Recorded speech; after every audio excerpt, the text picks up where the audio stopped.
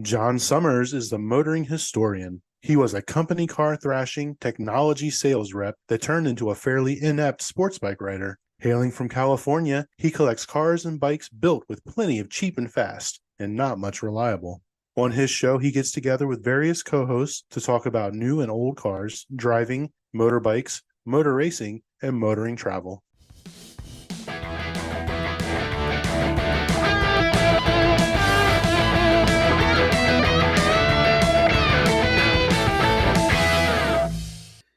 Good day, good morning, good afternoon. It is John Summers, the motoring historian, with Mark Gammie. I'm back. You're back. Yeah, like you never. I'm not even sure if you have been away. I'm not aware of the order you're putting these out in, so it could have been. Our listener might get confused. That's what I worry about. The poor blighter probably is super confused. I'm in my new spirit of coming straight to the point. Have you heard of or seen a movie called Moon Runners? No. If I told you it was written and produced by Guy Waldron, does that name mean anything to you? I've heard the name. I'm not 100% sure what I would tie it to. This movie was the prototype for the Dukes of Hazzard. Okay. It features moonshine running old man named Uncle Jesse, who is looking after three wastrelly teenager 20-something types. They can drive really well. They make moonshine. One's a girl, the other's a... But it is a sort of grittier version of the story. So the pub is called the Boar's Nest. The sheriff is called Roscoe. Boss Hogg owns a whorehouse as well. He's not called Boss Hogg. The Daisy character has run away from Mississippi because her stepdaddy sold her to the richest man in town into marriage. This is set in the 1970s, before the Dukes of Hazzard, like mid-70s, I would say, judging by the cars. The cars do not take center stage, right? I was thinking, I watched some of the movie one night, and then I watched some last night and fell asleep, and then I was watching a bit more of it this morning before the school run.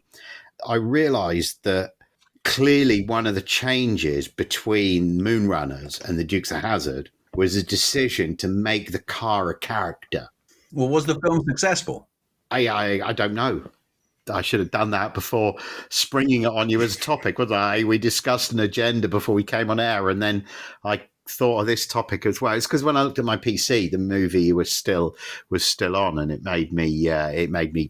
I mean, maybe it would make sense that they were the sort of changes it had to make commercially to be more successful. If you've had a dry run, you're always going to edit for better success. It softened the edges, right? The Luke character is much more interesting in the movie. The harder core Uncle Jesse is interesting as well. Roscoe and Boss are both much better in the Dukes. Boss particularly. He has the white Cadillac and he's a fat bastard, but he's not charismatic and funny. And it's funny, I watched another movie with Sorrel Book, the guy that played Boss Hogg, and was struck by how it was at the end of the movie before I was like, oh, that's the dude that plays Boss Hogg, because he's not actually that fat. He's like padded himself to be Boss Hogg. So the fatness is the acting, and then the cigar and the white suit and all of that. The white Cadillac was there in Moonrunners. Shooter's a bad guy. But in later episodes of the Dukes, he's almost is really too much Lebowski study here, but he's a quasi-religious figure, because you can come to him with your problems with the car and he will fix them miraculously. Because you have to agree that in numerous episodes, the fixes he performs Are nothing short of miraculous. James Best made the Roscoe character come alive. The Roscoe character in the movie is quite thin. The other cops are more interesting characters than Roscoe. There's a tobacco chewing cop in the opening scene where it dribbles down his chin. The Duke farm. They don't make a big deal out of the Duke farm. And the way that in the Dukes of Hazzard, before you go in the farm, there's always like the shot of the farm itself in the nature with the white pickup truck and the Dodge Charger. They don't make a big play on that. So I think visually, the Dukes, visually, it was far more complete. It makes you, I guess, as a storyteller, it's interesting because you see how Waldron crafted what he had to go to the big studios, by having Barris do the car. So you have the beauty shot. So it walks and talks a little bit like Starsky and Hutch, which was the biggest show in the world when they were making the Dukes. I'm sure the car idea came from, Barris did the Starsky and Hutch car, didn't he? Unless I'm mistaken, I'll edit myself out if I am. But Barris did the General Lee, and James Best brought the comedy element. The crashing into the water, that was the same. The car chase scenes, like on dirt roads where they're bashing panels, that was there as well, which was, of course, how the film cropped up in my feed in the first place. And I was like, oh, I never watched this before. The brothers race a 55 Chevy, which barely features in the movie, although there is a scene of the racing. And that car is named Traveller, which was General Lee's horse. That's how the car is positioned. But it is not the car which is used all the time. There's like a 50s Chevy that's used, and clearly a bunch of beta cars, which the production team were able to buy cheap in LA at that time. So, the kind of thing that you could, 4-door rear-wheel drive big sedans that they then abuse and clearly paint different colors and fit different body panels to, and all of the stuff that they would subsequently do to make the episodes of the Dukes with the rapid cadence that they could, that you'd buy as many Plymouth Furies, as many Dodge Chargers as you could. So actually, this is interesting, and I don't know if this is true, but Dave Freiberger, the hot rod editor guy that did Roadkill, who's now doing his own YouTube channel, which I watch pretty avidly, I've got to say. Freiberger reckons, when he did a review a couple of videos ago, he did a review of all the cars that he'd owned, and in so doing talked about the muscle car scene and the hot rod scene in Los Angeles in the 80s and 90s. He's maybe 3 or 4 years older than you or I, so almost the same age, but a little bit older than Mark Newton. And he reckons that he says, as I look through these, it's noticeable, he's a Mopar guy to the core. So there were a lot of Dusters. He has Roadrunners. He's had a Roadrunner, an orange Roadrunner that he bought when he was 17 that he's had. So he's had B-body cars. He's had C-body cars as well as the little A body stuff. But what he never seemed to have was Chargers. And he addressed that about halfway through the video. And he says he thinks it was because the production company, Warner Brothers, were buying up all of the Chargers that were used Chargers that were for sale. And he goes on to say, and again, who knows if this is true, he had a neighbor who was the guy who used to go, and the line was, and tell the old ladies that their car wasn't going to be painted orange and trashed in next week's show, which really it was going to be. I'd certainly heard that show contributed to a dearth of those particular cars on the second-hand market. 329 cars is my understanding. That's how many Dodge General Lees there were. I mean, you can go to a website and check that now, can't you? I was idly specking. I was bored last night, so after the missus had gone to bed, I went onto the Honda website and I was specking up CB1000 Hornet SPs. And the truth is, there's not much to spec up about them. You either get the Hornet or you get the Hornet SP with the Olin suspension, and you can have any color you want as long as it's black. And it looks fucking mean as in black. I quite fancy one, but I'm not sure I can justify 10 grand new, even though that is quite a bargain. Are they a parallel twin? It's the Blade engine from a few years ago. Oh. So it's like 150 odd horsepower tuned for more torque. And it's in a naked, like super nosy, really sharp Olin suspension. 44T's reviewed it. I went and watched a bunch of reviews. Nevesy reviewed it, and a bunch of other people reviewed it. And all of them were like, chef's kiss, it's fantastic. Honda should be saluted. But a lot of people are going to say, oh, well, it's not this and it's not that and it's not the latest that. And yeah, all of that's true. But what they've done is done a bargain basement bits from the catalogue and delivered a real belter of a bike for not a lot of money. You had me at it's got the old Fireblade motor. So what's the latest with what else we got in here? What's the latest with the Mercedes? Well, I was going to ask you. I've been from Mercedes. Oh, this is my own. I mean, I can tell you the latest with I've just been and picked mine up from storage in Lodi, where it sat for a year, and it's been out, and I've been driving it around again. But the weather has taken a toll on the roof, so it now basically has a hole around 1/4 of the sunroof. So the sunroof is there, and then there's a sort of hole around the front edge. So I was like, it'll be no problem. I'll put rust cleaner on it. I'll put masking tape on it. Duct tape. I bought the best duct tape I could. And Dana agreed that it did look less terrible, from across the street, right? Which was my main goal in doing it. Where the carbon fiber sort of look sticker on the A-pillar of the driver door, where that had come off and had rusted underneath and it looked terrible, that I held a piece of cardboard against the glass and I just hit it with the black rust inhibiting spray. That's how the pros do it. Yeah. Totally, dude. Totally. Fixed, right? Fixed. Oh. I was done in about 15 minutes, right? It was masterly craftsmanship. So Ollie and I drive into K1 go-karting and Ollie's like, what's that noise? And I'm like, could be my roof repair working its way loose and flapping around. That's definitely what it looks like. It's any tape-based repairs on, like Angie's ST went into the garage for a MOT. She'd had a little contretemps with a car park with one of those yellow painted curbs in multi-story car parks, which you've got to be a bit careful for against. She hadn't been to this particular multi-story and she was quite stressed, so she got a bit of an incident with a fracas, shall we say.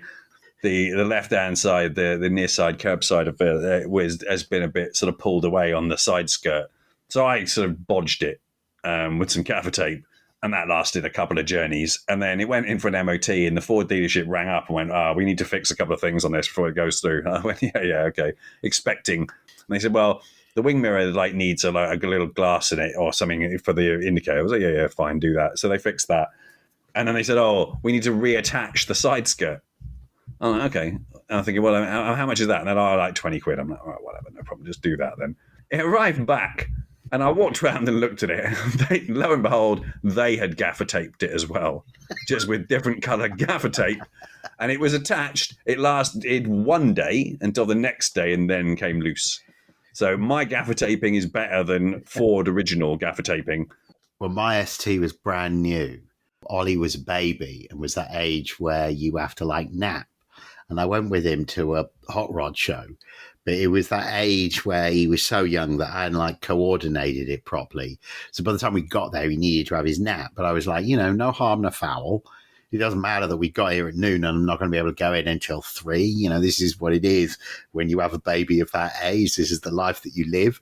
So, he just he napped. Well, I was feeling that as I backed the Fiesta into a spot which had a high curb that I hadn't seen and broke the clips that hold the back bumper in place. Oh man, the plastic's like an egg, and once it's broken, if you hit it in the wrong way, it cracks, and once it's cracked, there's no fixing it.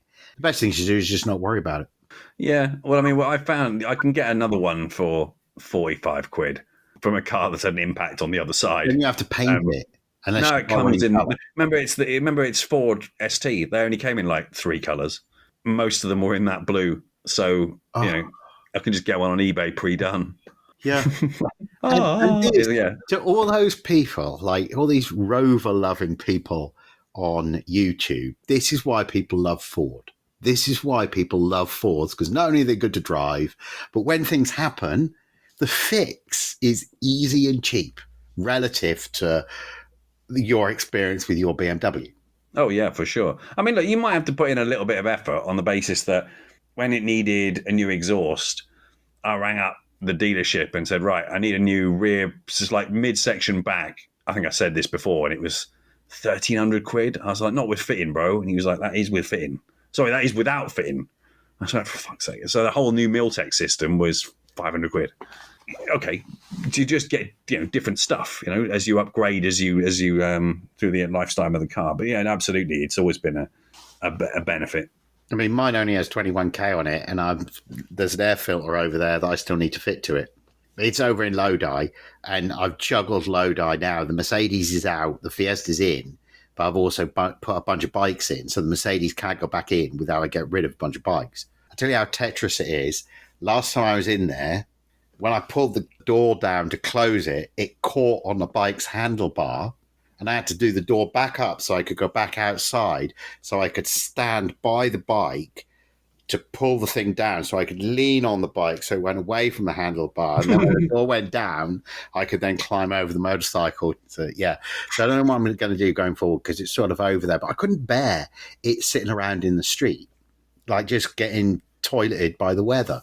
Mm. The Mercedes is hardly any better because it's, with the best will in the world, that spraying a bit of rust. Once they've started rusting, it just living by the seaside and stuff, Well, I don't know what I'm going to do with it because for a hot minute there, it was worth quite a lot of money. Because I think we talked in the last pod about these people who believe that peak car was like the year 2000. Reason I love it is that it's a great car. It is great to drive and super affordable. And so if you're looking for a starter classic that you could actually use every day, that kind of car is a terrific example of it.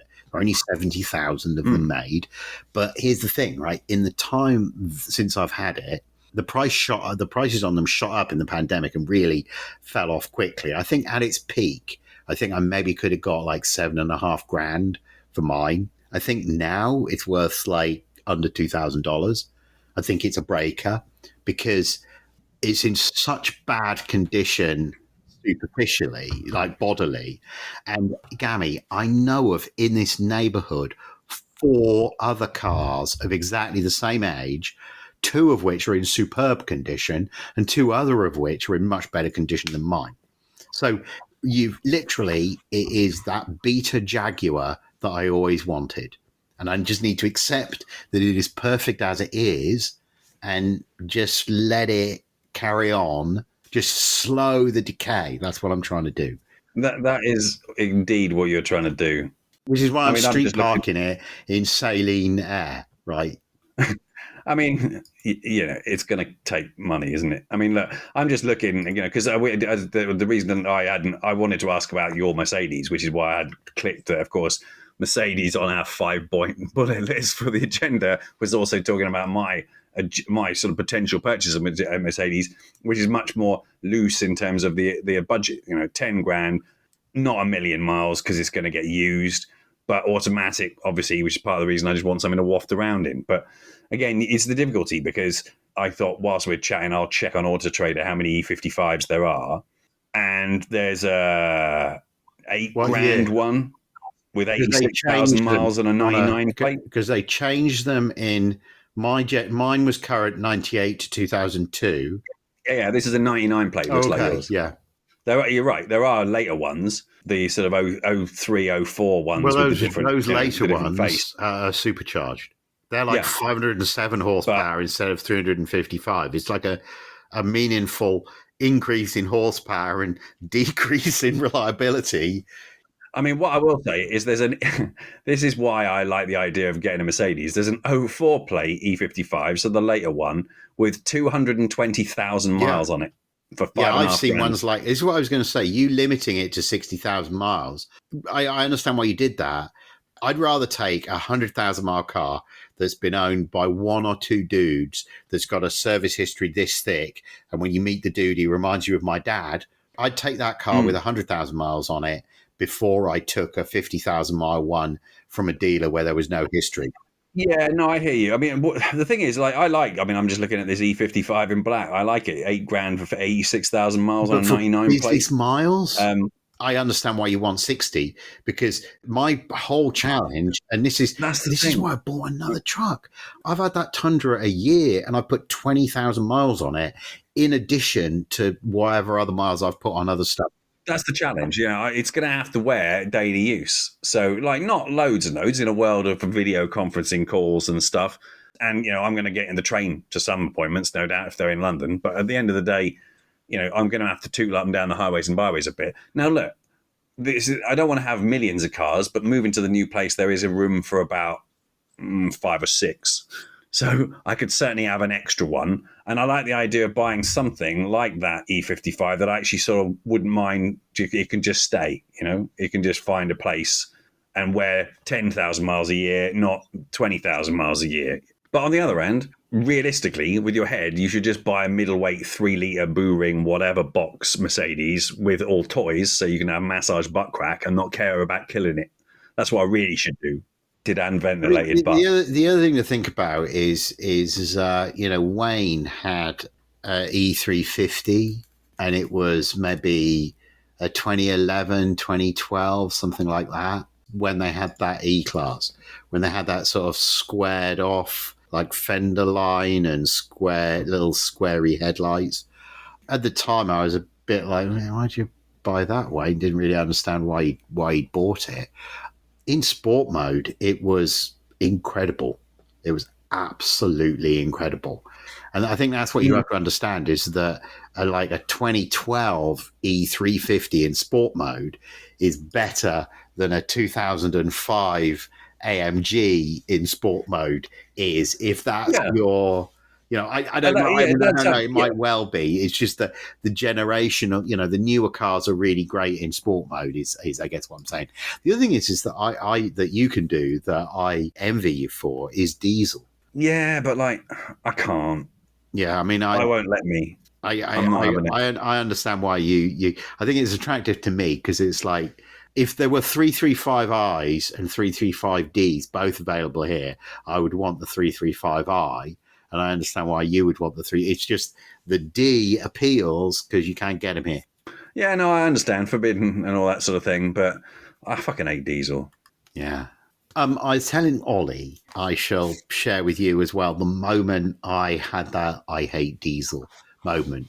Greep and I took a vacation together. It was like a weekend break to Monaco, or I can't remember where we flew to, but either way, we ended up renting a car and driving from somewhere to Monaco or something. Either way, I went to Monaco with Greep. I walked the Monaco Grand Prix circuit with Greep. And we had this Lancia Libra rental car, which... of course you did. And on the drive, there was a climb and an overtake. And I went to do the overtake and, got alongside right at that moment where a gas-powered car finds a bit more power to complete the overtake. And this thing just bounced off the rev limiter and had nothing. And then I make another 4,500 revs. About 4,000 revs, yeah. And so now I'm fighting for another gear, and now it's out of turbo boost, and now I'm about to get a head-on. And that was the moment where I was like, I fucking hate diesel. Right, that's the standout moment for me with that diesel. Is perfectly acceptable. Like they're not revving. Like it's like talk, whatever. But the talk, it just runs out of puff in a really disappointing way. The running out of puff in the really disappointing way is it. The oomph when you first come in the gas is lovely. Oh, that's nice. The running out of puff in a really disappointing way. Harleys are a little like that. Yeah, I can see that. I mean, I love it. I love it. And I just bought this diesel truck. I'm enjoying both. I've really enjoyed the V-twin bikes and the torque. I love the torque. And for an American environment, I absolutely get it. Everything has its place. So I love torque, but what I really love is a high revving, naturally aspirated gas motor. And here I am, eulogizing the one in the BMW. But before that area, there's an area where you can really redline the BMW in like a couple of gears. You can, like any, it's got 180 horse. It's not a fast car. So, out of the turn, second, third, and then into the, it sounds awesome. That rush to the red line, that rush to the $6,500 red line, it sounds awesome. It's everything that makes cars fun and great. And if you don't believe it, that's what's missing with electric cars, that the zing is not accompanied by the same sense of theatre. It's the rock show without a sound. I want to say something else as well, and I wonder what your thoughts are on this. I feel like the whole way electric vehicles launch, that whole like launch experience and the building up of speed, that feels completely different in electric vehicles to me. And for a long time, well, not for a long time, but I spent a while, I had a ride in a Rivian fairly recently, and I had that thought, and I said as much to the owner, and he was like, oh, there is fully a difference. You know, there is fully a difference. This is a less organic power delivery. It's uniform. It doesn't build. There's no sort of like appreciable feel of the rev range in the same way. You know, there's no power band. It's all power band. It's just sort of a uniform shove. It's a shit ton of shove and an exciting shove and thrilling in its way, absolutely, and faster. You know, most of the time in a straight line. Yeah, but it comes with a shit ton of weight. You need to drive the fucking things for about 20 years before you really pay for the actual environmental cost of buying them. So I'll stick with the old cars and not ever need a new car. Yeah. That's the greenest thing I can do. Speaking of which, one of the things that came up on the list was like SL60s and stuff, which is extremely green of me to get like a V12 Cabrio.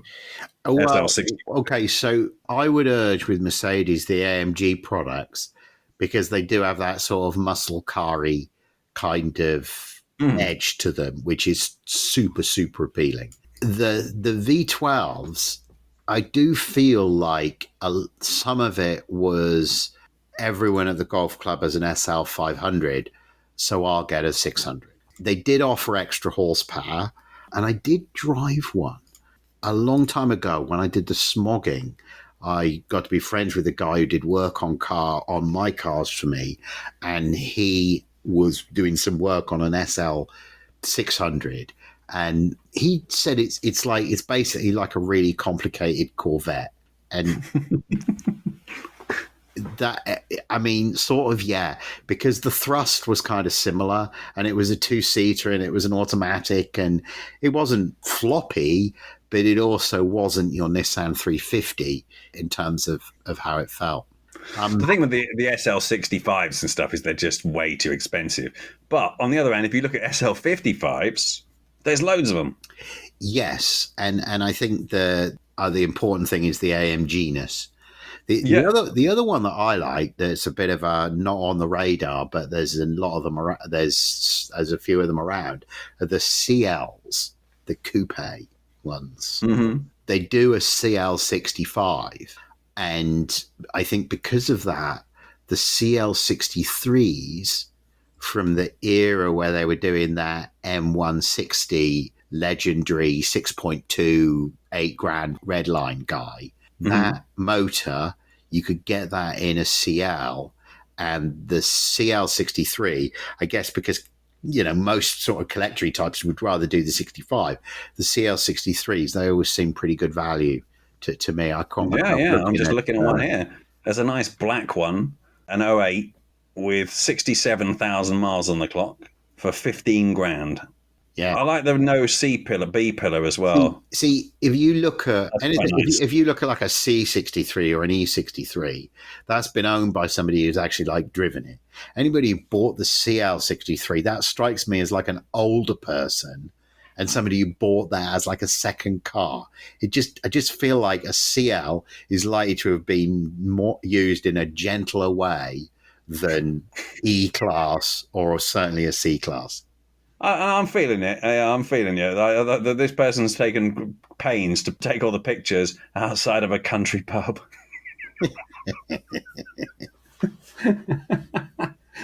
Which is, and let me just tell you, it's a thatched pub. I was thinking, as I was dealing with the purchase of this F250 that I bought recently.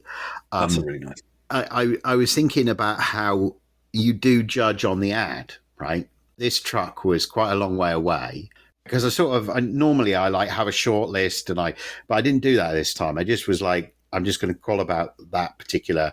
I had two that I was going to look at. One of them, the ad wasn't working properly. The phone number didn't seem to be working. So I was just like, fuck that one. It's in fucking Las Vegas anyway, which is 7 hours away from San Francisco. So that's a massive logistical operation to look at the truck, buy the truck, and get the truck home. This one was in Modesto, only 2 hours away. So a much more realistic kind of prospect. In the pictures, you could tell how straight the panels were. The ad was really well written. And if you just compare that with, it's like, it was only after I like negotiated with the people and bought the truck that I was like, part of the reason why I bought this was because the ad was actually well written. So I knew that I was going to be able to have a proper conversation with somebody. The kind of person who photographs a car half covered by a tarpaulin and then says, $5,000, no negotiation, don't waste my time. Is that really somebody you want to be doing business with? I'm going to give money to that person when you've not, you know what I mean? It just becomes, when you're just on the shitter surfing, you're like, oh, I'll like that one. When you're actually got your hand on the dollars and you're about to place the call, suddenly at that point, you begin to think much more clearly about what you were. Yeah, no, that's a fair comment. So this F250 is a Powerstroke Diesel, 7.3 Powerstroke Diesel. It is currently wearing 465,800 miles. Original transmission, original wheels, 2 owners. Dude, like trucks are held to a different standard. When we first got in it, right, firstly, Ollie loves it. Loves it. Right, it's so totally the truck that he wanted. He was like, I didn't want to say, but the Toyota really wasn't doing it for me. But this is like, it really is, as far as I can make out, a pretty straight old truck. I've not done a lot of miles in it yet. It leaks from the front hub, and of course the rebuild on that, which I budgeted a certain amount in for, is costing, there's a massive Bay Area tax on that being done, and the Ford guy doesn't want to touch it because it's like 4-wheel drive. And so the way I led up to this was, earlier in the year I bought a Rampage motorcycle lift. We may have even talked about it on the pod.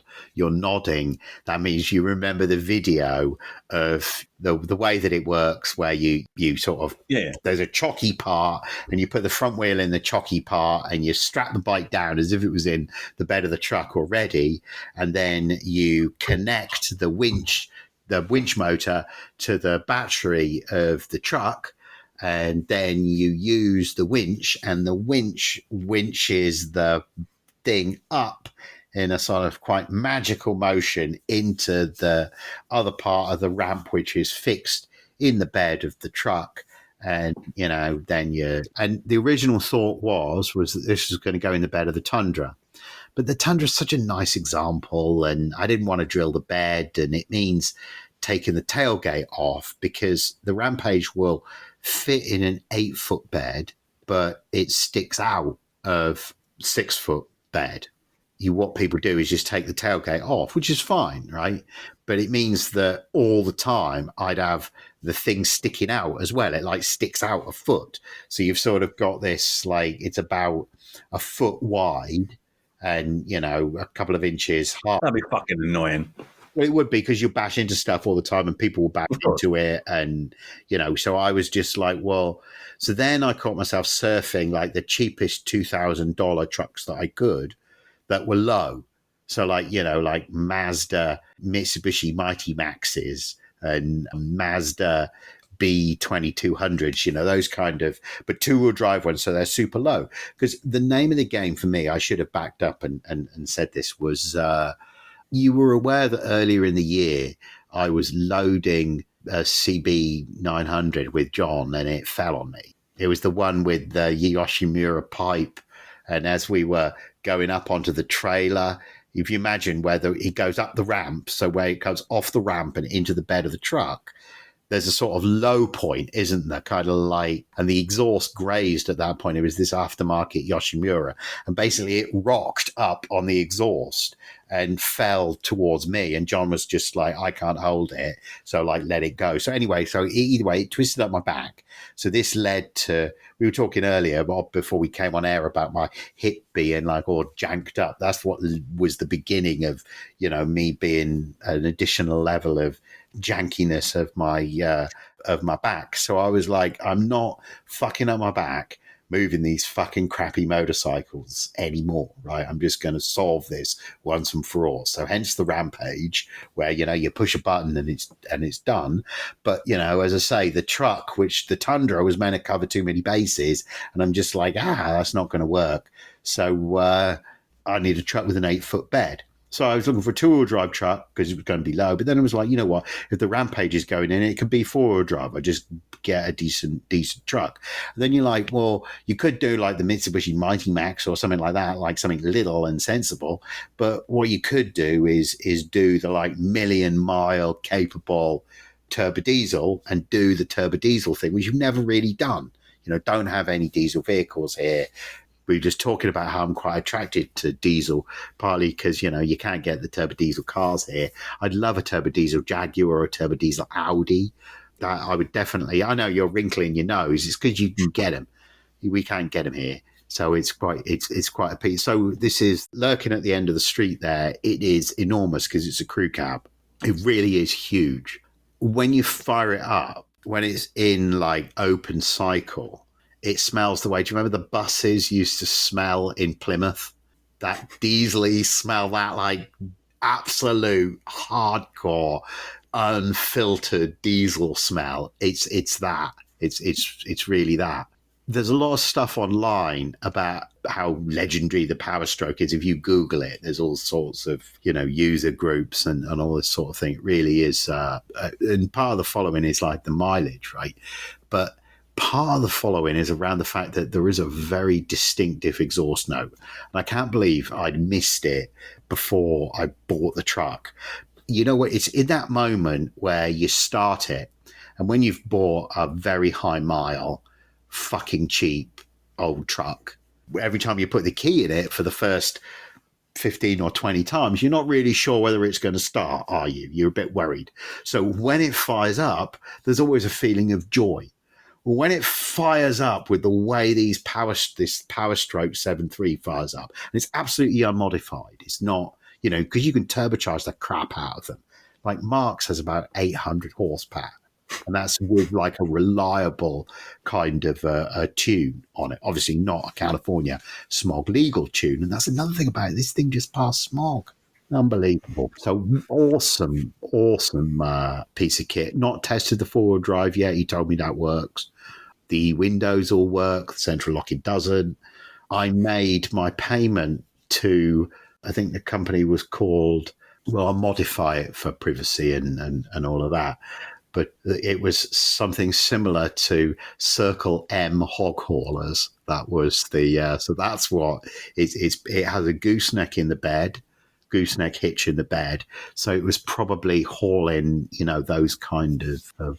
But like for that sort of thing, you don't want a high revving engine. You want grunt, low revving, just reliable, boss it, sort of maneuver. And that's what they are great at that shit. They absolutely are. Yeah, well, that's why I wanted this diesel for this kind of thing.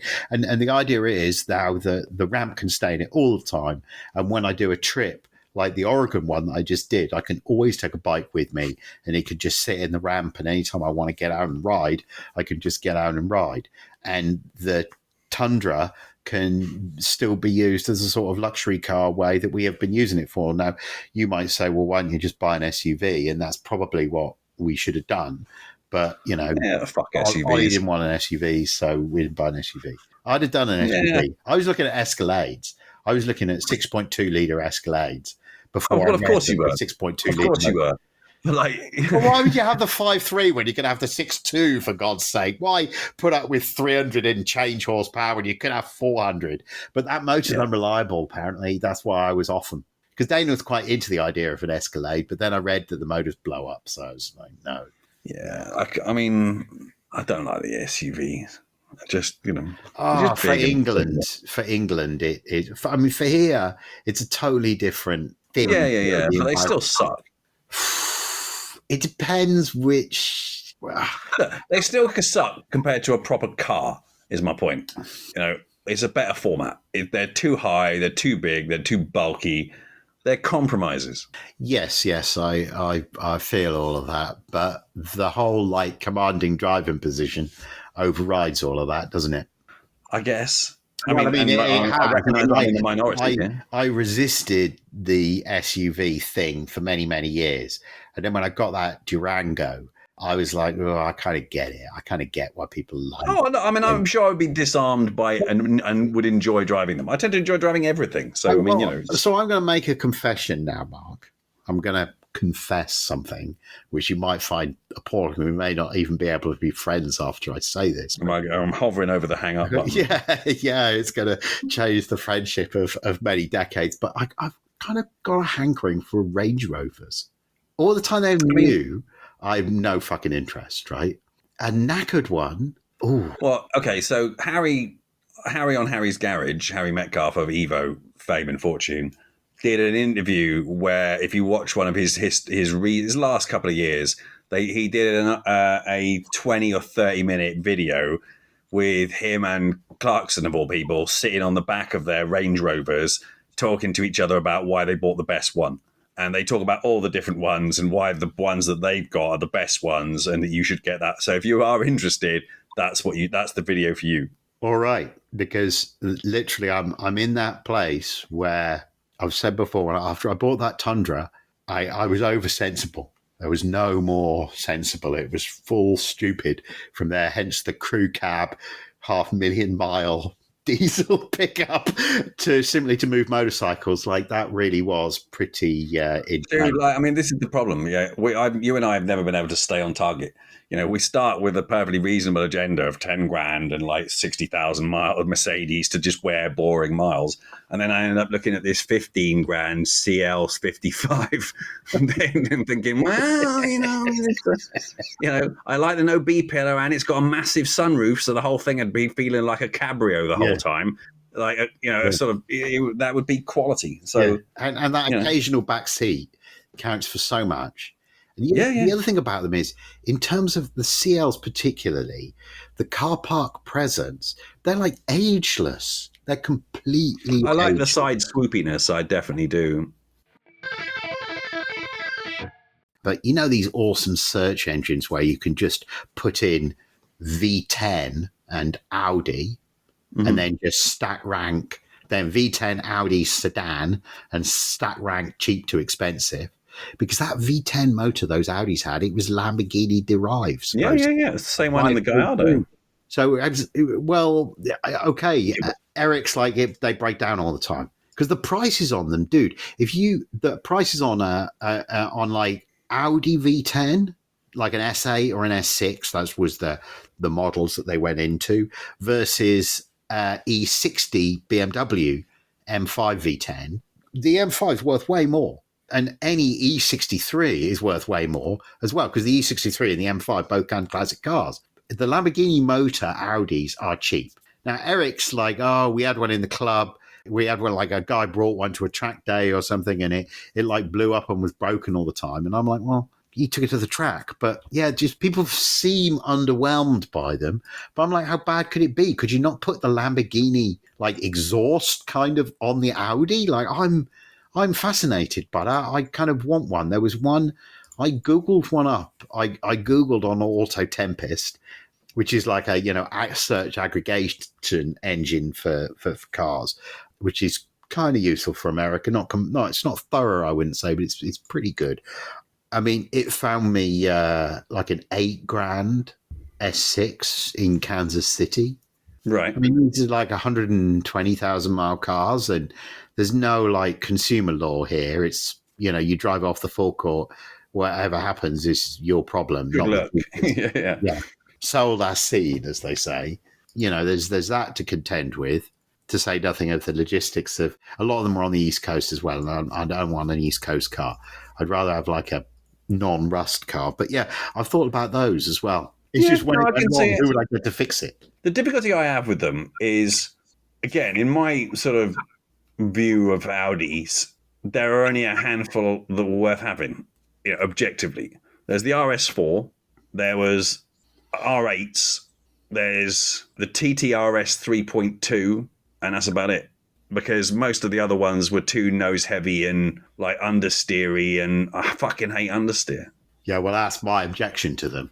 I think now, as I'm looking at the E60s being like 15, 20. Well, my old like boss, that, my sales director at Fastnet had the TTRS 3.2 and loved it, and then he swapped that out for an RS6.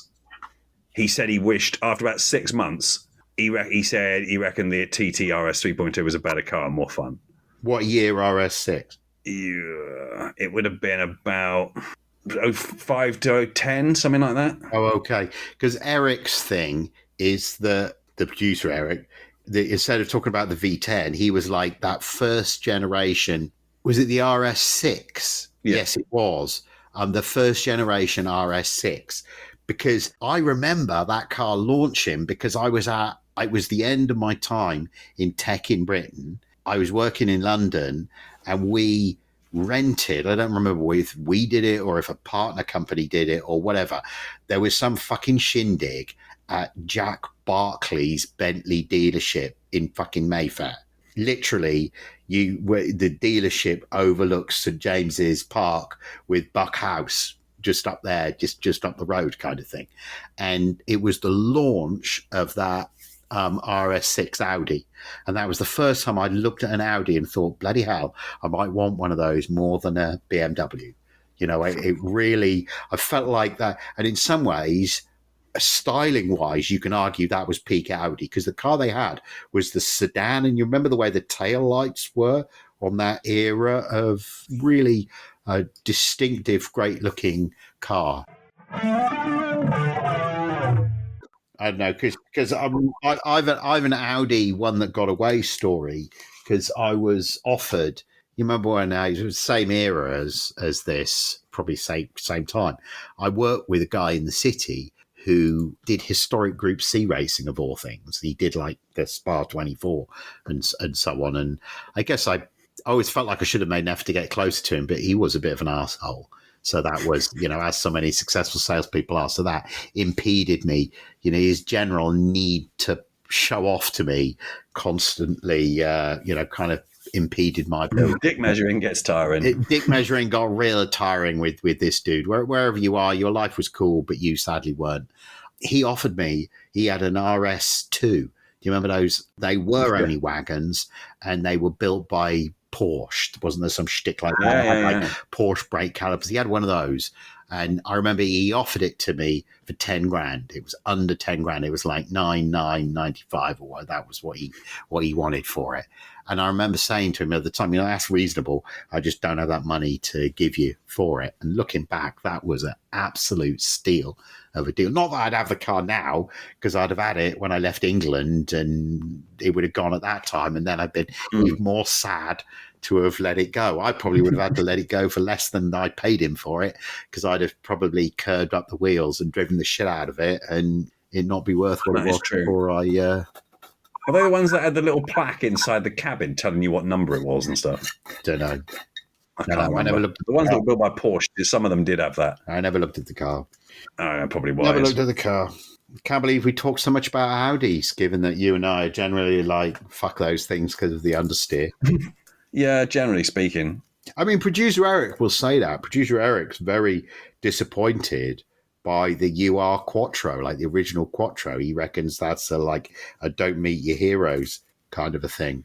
I mean, I don't know. Yeah. I mean, I just think if you think about the UR Quattro, like an early Audi Quattro, and you compare it with a Sierra Cosworth, there's just no comparison in my mind between what I'd want to drive. And I should say, you and I don't need to have this conversation, but dear listeners, not the 3-door guy with the big wing that you're thinking of. Mark and I are thinking of the 4-door Sapphire Cosworth, which was Sapphire Cosy, yeah. But actually did pack a little bit more horse. But in the early years, people didn't know what they were looking at with the Sapphires. So you really did have something that was looked like it was. They weren't really very Q car when you look back at them, but they were way more Q car than the whale-tailed two-door one.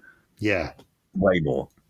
Yeah, and then, of course, by the era that the Escort Cosworth launched, by that era, that was the era that they were being used by robberies and in ram raids and all that. And the cachet just grew in their coolness. Yeah, and you couldn't get insurance, could you? By the Escort Cosworth, if you were like 25 years old and living in London, you could not insure an Escort Cosworth. Looking back, it's not hard to see why, because every oik under the sun knew how to hotwire a Ford Escort. And fundamentally, that part of an Escort Cosworth was exactly the same as, every other bit of it. There was no... The door locks that you could screwdriver on your mum's 1.3, you could still do the same door locks on the Escort Cosworth, couldn't you? So, it's... on that kind of theme, right? The other day, this is a while ago now, but this is a story worth sharing. It was in the era where I was struggling with my hip, so I booked this massage downtown. I don't want to use the buses because there's always homeless people pissing and puking, and I just don't want to interact with that shit. That was years ago. That's not how I'm going to interact now. So, but at the same time, to do a Waymo backwards and forwards for $30, I'll do it the first time. But the second time, I'm just I'm going to do it myself. So I zoomed down there on the moped, of course, as you would. And then whilst at some point during the massage process, lost the fucking key, didn't I? So that really fucking ruled. But it was all right because I came home and got the truck and a ramp and just went and got the moped and loaded it in the back of the truck and brought it home and was like, whatever. And I priced up and I bought another lock barrel with a key, but it was going to be really fucking annoying to have to change the lock barrel and all of that. And then I noticed on my keyboard, just over there in the corner of the room hanging up, there were some spare keys that had a fob on that, it seemed like they'd come with the Zoomer. So although I'd lost the original key, there was another couple of keys that were cut. Lo and behold, I put them in and they worked perfectly. So who knew I had the spare keys all along? I could have just Waymo'd home, got the spare key and Waymo'd back and fired the thing up. So that was lucky because they didn't look like they were exactly the same, but they obviously came with it, and that was enough to... They won't open the seat, but I'd already disabled that. The seat lock had already, jammed up, so I just put some cardboard in it, and so it just goes up and down. Right. Nice. Well, actually, that's one of the things I'm looking forward to on the side of... Because I was looking at a few different mopeds in the last few weeks, just as sort of additional thing. One of the things about the little village we're moving to is it's about a mile or two outside of the nearest town. And it's not a very big town, but it's a proper little English village with 50 or so houses in it, something like that. And the town nearby is a couple of thousand people, but not big. But the Tesco is right at the top. The multi-story is right at the top. Thing is right there. So nipping out to get a few beers or a bottle of wine or something on a Sunday is just a little 5-minute moped away. So I quite like the idea of just having a little moped to just zip back. Well, yeah. Our back garden will have enough room for me to have the gazebo up next to the garage, so I can have that up a lot of the time, especially in the winter. So I can bring stuff out of the garage and work on it in the daylight, but with the gazebo keeping me dry. I love the sound of this new place. Yeah, I love the. So the other thing I'm going to buy, I decided, those big ass metal dishes that you can buy to burn wood in the garden. Yeah, we've seen those copper things. Goodwood always have them at the outside events, right? Whether it's warm or cold, anyway, there's always wood burning, and you're always like, "Oh, bit of an airfieldy kind of place, isn't it?" And yeah, it's a bit chilly in the wind, so you're always quite glad of them. But I was scoping one of those for exactly that sort of outdoor working on the bikes and stuff. I don't like those chimney things because, I don't want to buy outdoor heatery stuff. I'm not trying to take the planet's burning down fast enough without me getting behind it and giving it a shove. But a bit of wood burning is it's quite a nice thing anyway. You can get reclaimed wood and shit from nearby and stuff. It doesn't need to be a prime mahogany or anything. I'm not flying it in from South America. So the facility for me to fettle with additional unrequired machinery outside is enticing me into cruising Bike Trader for more things. And of course, bikes have the advantage that you can fit more things in. Yeah, they really do have that advantage. And there's a proper side gate, like a sort of full-on sort of farm gate style 5-bar sort of thing on the side, wooden one that you can get through to get down to the side of the house by the garage. So yeah, my brain is already filling up the spare space with vehicles I don't yet own. That's good news, Mark. Well, on that note, thank you for your time, Mark. Pleasure. Thank you, Drive Through.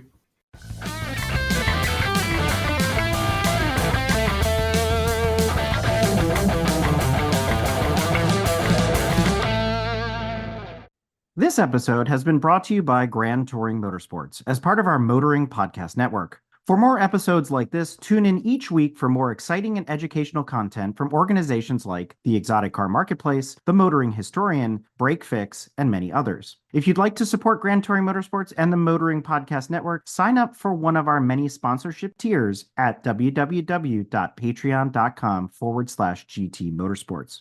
Please note that the content, opinions, and materials presented and expressed in this episode are those of its creator, and this episode has been published with their consent. If you have any inquiries about this program, please contact the creators of this episode via email or social media as mentioned in the episode.